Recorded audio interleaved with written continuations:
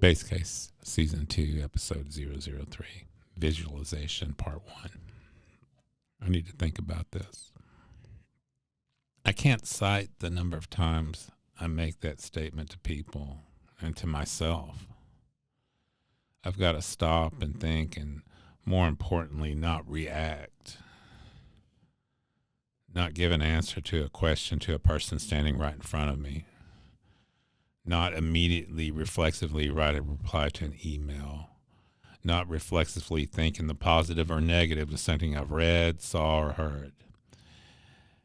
And for us bass players, not pick up my instrument and start attempting to play a line I'm seeing or hearing. Now, for those other things like emailed requests and questions from people, the answers many times will come to me without thinking about it. They're simple. An answer that I wouldn't have come to if I had immediately and reflexively responded. I'll have the question on my mind for hours and sometimes days later, and then the answer will appear, and it does that with the instrument too. I'll be looking at a piece or a transcription, and I'll see a line that I'm not sure what to do about. Then later, like I said, hours or days, it'll hit me. And you can't always do that. You're in the rehearsal or on a gig, and a musical problem appears, and you have to solve it right then as quickly as possible.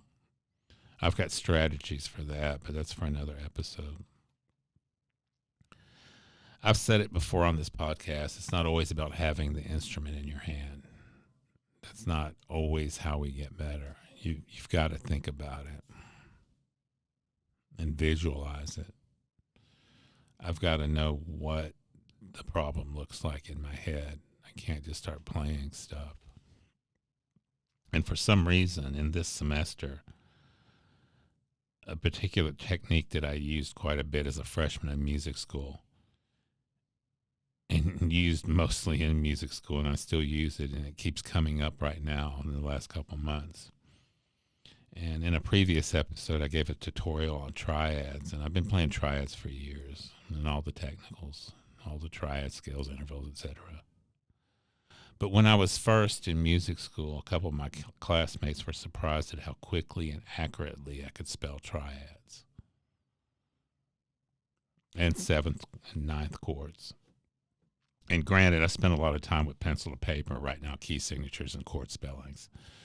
But it still felt to me that the answer was visualizing the fretboard and fingerboard, visualizing it in my head. The fretboard for electric basses, the fingerboard for double basses. Spell C minor triad, C, E flat, G.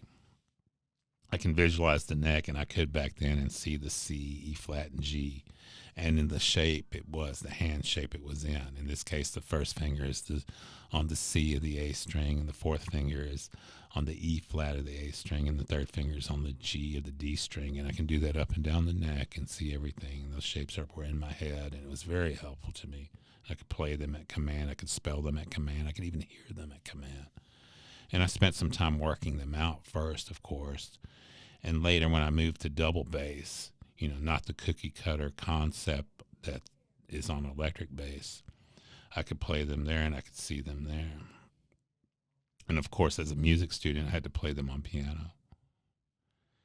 And I could do that and still can with scales, which helped me in identifying key signatures. I could run C, A, B, C, D, E, F sharp, G in the fingerboard in my head, and go, oh yeah, it's got F sharp in it. And I could not only see it, like I said, but I could hear it too. And I spent some time learning that part too, but it came together pretty quickly. And it was helpful not just for spelling chords and identifying intervals, but it was really helpful for putting together lines I was seeing on the page. And I developed it over the years, and you want to do that. It's not unusual for me to take a bass part or lead sheet and write out fingerings while at my desk, without my instrument, right? And yeah, sure, when I get to the instrument, there's adjustments to be made, but in the end, that visualizing process saves me time, and that time I'm spending without the instrument in my hand, but thinking about what I'm going to play saves me time when I go to the instrument. And conversely, going the other way, writing out bass lines or solo ideas on a sheet of notation paper. And yeah, I've been doing that for years. And then I make the adjustments later when I get to the instrument. It's part of the process. It's not always, let me repeat, it's not always, progress isn't always made just by picking up your instrument. You got to think about it and you got to write things out. Do you have sheets of notation paper with written out bass lines and solo ideas? You should. You can't keep all this in your head. It's impossible. You have to be pedantic about it. Pedantic. That's a pejorative term if you look up in the OED, but it aptly describes how we should think as musicians sometimes. That we have to think that this is a skill-based activity. And many people, musicians and non-musicians alike, think that this stuff just occurs. You know, our lines just happen. You know, our ability to read, to remember chord changes just happens. You know, I got to visualize them. I see them on a sheet. If I see the chord changes to Ladybird, you know, I'm looking at them in my head on a sheet. There's C major, F minor, B flat 7, C major, B flat minor, E flat 7, so on and so forth.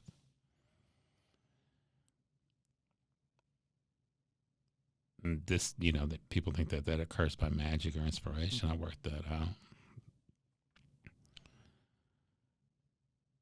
Keys player starts playing chord changes and you go to your bass and start playing lines that fit. Maybe.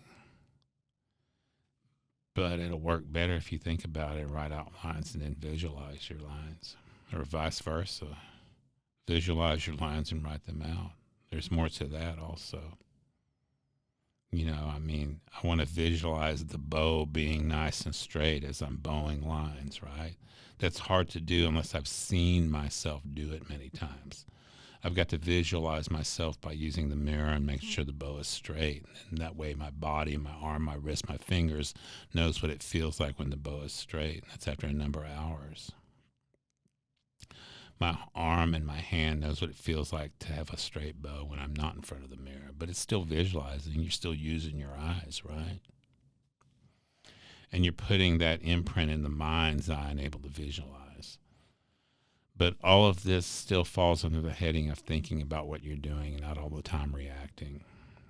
If you do more thinking, your reactions as you play will be more to your liking and fit to become the bass player you're wanting to be. If you have questions, email me at phil@basscase.co. I'll talk to you soon.